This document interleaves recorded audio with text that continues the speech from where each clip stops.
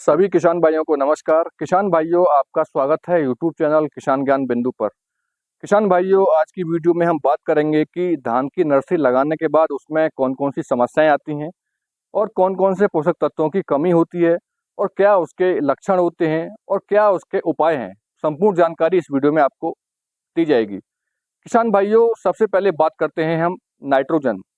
अगर आपकी नर्सरी में जो पौधे हैं उनकी निचली पत्तियां पीली पड़ रही हैं और कभी कभी ऐसा भी होता है कि निचली पत्तियां पीली पड़ने के साथ साथ पूरा पौधा भी पीला हो जाता है, तो किसान भाइयों ये जो लक्षण होते हैं ये नाइट्रोजन की कमी के लक्षण होते हैं। हम नाइट्रोजन का उपयोग करेंगे तो अपनी पौध को दोबारा से हरा भरा कर सकते हैं। किसान भाइयों, नाइट्रोजन देने के लिए हम यूरिया का इस्तेमाल करेंगे और उसके भी दो तरह से उसको हम दे सकते हैं।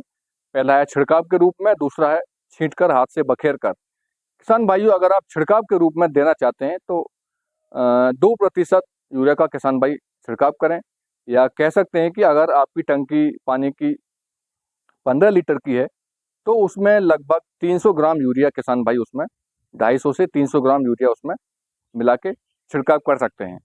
किसान भाइयों, अगर आप यूरिया बखेरना चाहते हैं तो 1 केजी प्रति 100 वर्ग मीटर के हिसाब से किसान भाई बखेरें, या जैसे आप माने कि हम 1 एकड़ के लिए 300 से 350 वर्ग मीटर क्षेत्रफल नर्सरी का लेते हैं तो उसमें कम से कम 2.5 से 3 केजी यूरिया किसान भाई बखेर दें। किसान भाइयों, दूसरी कमी होती है जिंक की। उसके लिए हम देखेंगे कि हमारे जो नर्सरी के पौधे हैं उसके ऊपरी हिस्सों में उसकी पत्तियां भूरी तो नहीं हो रही हैं।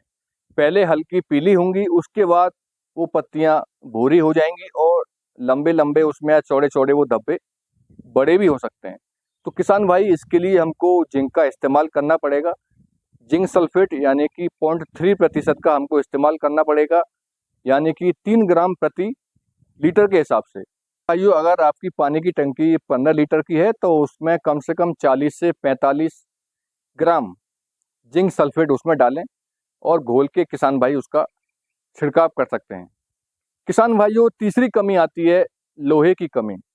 किसान भाई, उसके लिए देखेंगे कि जो ऊपरी पत्तियां होती हैं पौधों की वो सफ़ेद हो जाती हैं। पहले हल्की पीली पड़ेंगी और उसके बाद सफ़ेद सफ़ेद वो पत्तियां हो जाती हैं, तो वो पौधों में लोहे की कमी होती है। उसके लिए हम फेरस सल्फेट का किसान भाई इस्तेमाल करेंगे 0.3% का, यानी कि 3 ग्राम प्रति लीटर, या कह सकते हैं कि अगर आपकी टंकी 15 लीटर की है तो 40 से 45 ग्राम फेरस सल्फेट का किसान भाई मिला के छिड़काव कर दें तो आपकी जो पौध है वो पूरी तरह से अच्छी हरी भरी हो जाएगी और उसमें फिर कोई समस्या नहीं आएगी। किसान भाइयों, समय समय पर अपनी नर्सरी का निरीक्षण करते रहें, उसमें देखते रहें कहीं पानी की कमी तो नहीं हो रही है। समय समय पर उसकी सिंचाई करते रहें और उसमें कहीं कोई रोग तो नहीं आ रहा है, कोई कीट तो नहीं आ रहा है, उसको अच्छी तरह से देखते रहें।